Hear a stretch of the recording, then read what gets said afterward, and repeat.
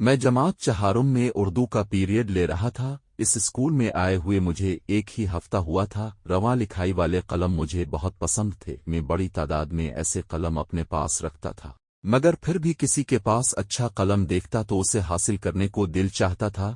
اس دن بھی یہی ہوا کہ ایک طالبہ شبنم کے قلم کی تعریف کر دی، اور اس بچی نے ایک لمحہ تاخیر کیے بغیر وہ قلم مجھے تحفتنا پیش کر دیا۔ رسمنا میں نے انکار کیا، لیکن پھر قبول کر لیا۔ پھر بھی مجھے احساس ہوا کہ میں نے جلدی کی ہے، اور خود غرضی کا مظاہرہ بھی، اور اس کے بعد مجھے شرمندگی محسوس ہوئی، اور میں نے شبنم سے کہا کہ وہ اپنا قلم واپس لے لے، مگر اس نے قلم واپس لینے سے انکار کر دیا اور کہا کہ دیا ہوا تحفہ واپس نہیں لیتے۔ میں نے کچھ پیسے دینے کی کوشش کی تو وہ خفا ہونے لگی۔ اس کے بعد بھی میں نے شبنم کو اس کے قلم کے بدلے دوسرے قلم دینے کی کوشش کی، مگر وہ نہ مانی۔ کچھ دنوں بعد میں نے وہ اسکول چھوڑ دیا، مگر قلم میرے پاس رہا، اور سچ پوچھئے تو وہ بہت پیارا قلم تھا، زیادہ قیمتی نہیں تھا، مگر روانی کی وجہ سے میرے لیے بہت اہمیت اختیار کر گیا، اور کئی سال تک میں نے اس سے بچوں کی کاپیوں کی جانچ پڑتال کی تھی۔ 2 ماہ بعد بھی قلم الف تو وہ ایک دم سے لکھنے لگا، سیاہی کے آخری قطرے تک وہ رواں اور ایک جیسا لکھتا تھا۔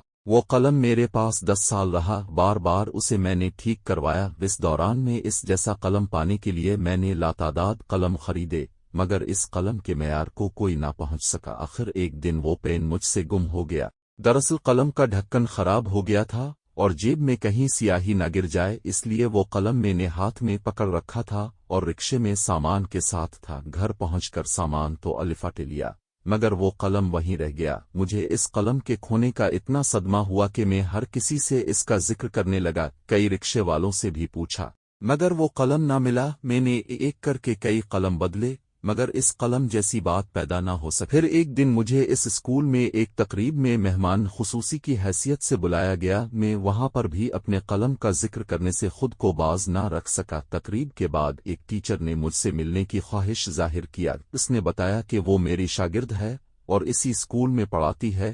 ہماری ملاقات ہوئی، جس میں تعلیمی مسائل پر بات ہوئی۔ میں اس کا نام نہ جان سکا۔ جاتے جاتے اس نے مجھے ایک تحفہ پیش کیا۔ گھر پہنچ کر میں نے ڈبہ کھولا تو اس میں کاغذ میں لپٹا ایک قلم اور ایک خط تھا۔ پہلے میں نے خط پڑھنا شروع کیا۔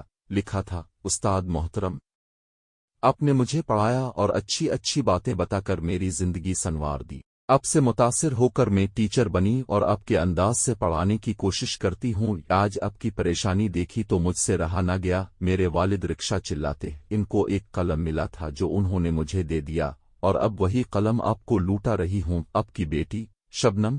میں نے بے تابی سے کاغذ کھولا تو اندر وہی قلم موجود تھا۔ اس خوددار لڑکی نے میرا شکریہ تک سننے کی زحمت گوارا نہ کی کہ کہیں میں شرمندہ نہ ہو جاؤں، اور وہ پھر مجھ پر احسان کر کے چلی گئی۔ افسوس یہ تھا کہ میں اسے پہچان نہ سکا۔ میں نے قلم کو چوم لیا اور میری آنکھوں سے آنسو بہنے لگے۔